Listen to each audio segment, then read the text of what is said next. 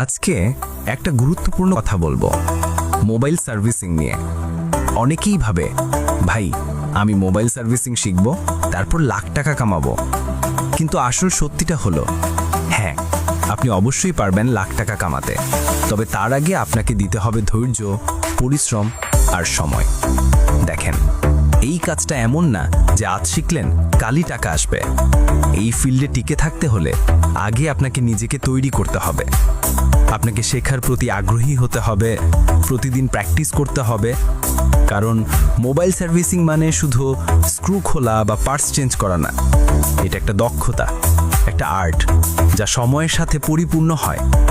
শুরুর দিকে হয়তো আপনি খুব অল্প ইনকাম করবেন, কখনো হয়তো লসও হবে, ভুলও হবে, কিন্তু এই ভুলগুলোই একদিন আপনাকে এক্সপার্ট বানাবে। ধৈর্য রাখেন, শিখতে থাকেন, আর একটা কথা মনে রাখবেন, যত